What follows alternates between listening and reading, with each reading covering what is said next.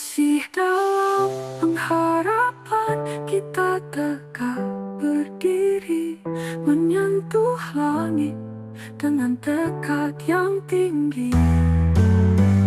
Suara kita lantang menggema di dunia, wirausaha disabilitas menciptakan makna.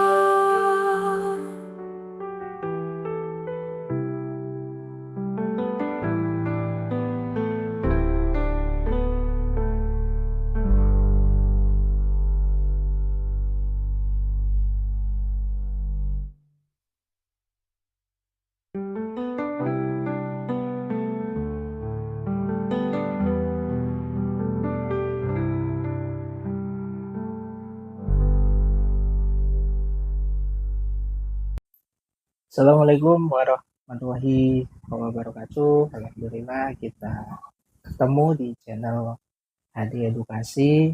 Insya Allah dengan kondisi yang sehat di program masih dalam pengharapan.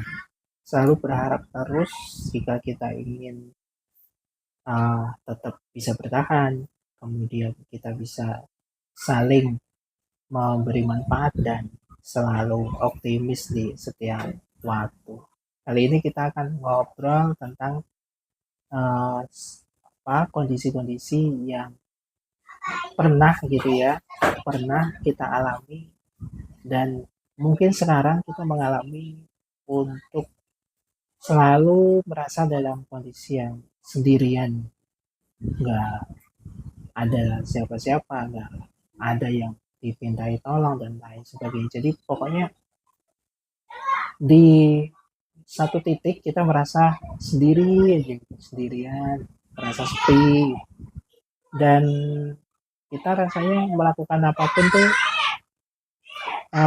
selalu nggak mendapatkan apresiasi yang terbaik, dan hasilnya kita nilai itu nggak sesuai dengan keinginan atau sesuai dengan harapan.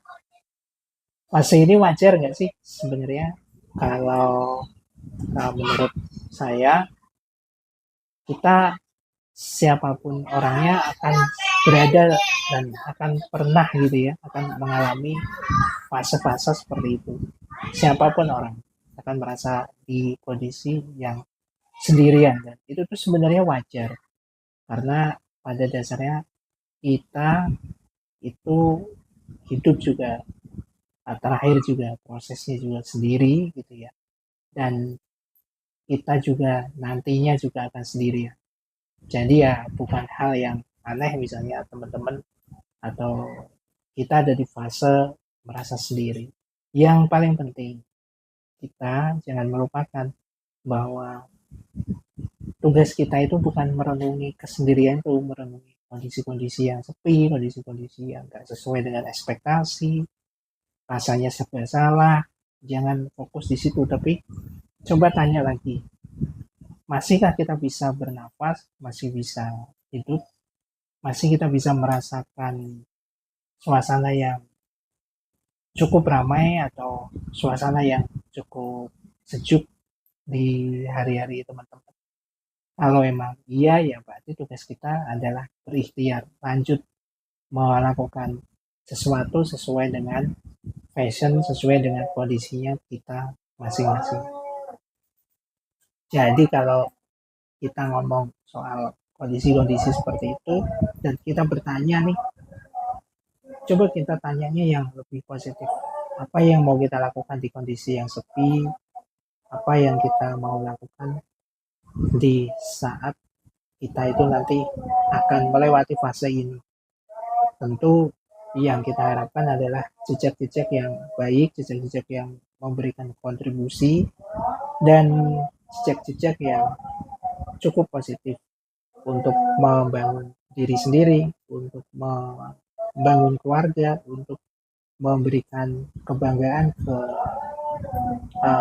bangsa negara, ataupun juga untuk memberi kebanggaan paling minimal untuk diri sendiri bahwa saya berada di dunia ini masih cukup bisa memberikan manfaat, minimal nggak merepotkan.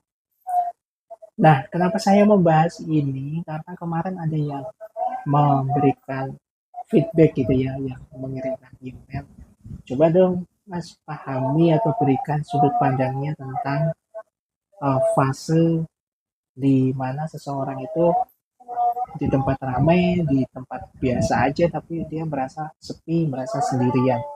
Makanya ini saya uh, berikan sudut pandangnya agar teman-teman tahu, dan siapapun dari kita biar bisa mengerti bahwa itu sebenarnya pemikiran sudut pandang orang yang seandainya kita mau teliti, mau hati-hati, pada akhirnya kita tahu bahwa kondisi sepi itu hal yang wajar, bukan hal-hal yang aneh.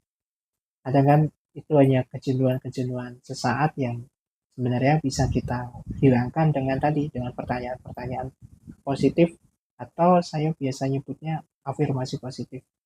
Jadi saya menanyakan apa yang bisa saya lakukan dan saya memaafkan apa-apa yang sudah terjadi, dan saya ikhlas untuk menjalani hari dengan enjoy, dengan senang. Kayaknya itu lebih enak, lebih nyaman buat diri kita, dan nanti kita jadi nggak merasa terbebani dengan hal-hal yang rumit. Karena kalau kita pikir rumit ya rumit, kalau kita pikir sederhana ya sederhana, yang penting kita satu sama yang lain berkomunikasi, utamanya kita sama keluarga, ya komunikasikan saja apa yang jadi kesulitan kita, kemudian kita minta pengertiannya bahwa yang bisa saya lakukan baru seperti ini, dan baru setitik ini, baru sedikit, belum banyak. Harapannya keluarga kita mau mensupport, mau mendukung, dan terus memberikan doa-doanya untuk kita agar bisa bertahan, bisa melangkah, dan bisa selalu maju di setiap kondisi. Oke ya, final mudah-mudahan bermanfaat. Yang saya sharekan ini semata-mata hanya untuk pengingat, untuk refleksi diri atau reminder agar kita selalu kuat dalam kondisi ujiannya masing-masing. Dan terima kasih yang sudah menanyakan dan juga memberikan ruang untuk saya bisa menyampaikan sudut pandang ini, agar seluruh masyarakat nggak selalu menjudgment bahwa orang disabilitas itu ya nggak bisa mikir. Jadi harapannya dengan pemikiran-pemikiran yang saya sampaikan ini, kita semua jadi memahami satu sama yang lain bahwa disabilitas, non-disabilitas itu hanya pembeda saja caranya. Tapi secara pemikiran, secara kebutuhan hidup, secara usaha, semuanya punya keinginan, punya harapan, dan juga punya kapasitas sendiri-sendiri. Kita hebat di panggung sendiri, kita bisa di tempat sendiri, dan kita bisa berkontribusi dengan kemampuan sendiri-sendiri, bukan dengan kemampuan orang lain, bukan membandingkan, dan apalagi memberikan nyingiran-nyingiran atau hal-hal respon-respon yang negatif, sehingga sebenarnya itu mencerminkan dari diri mereka itu sendiri. Clear? Masih dalam pengharapan. Assalamualaikum warahmatullahi wabarakatuh.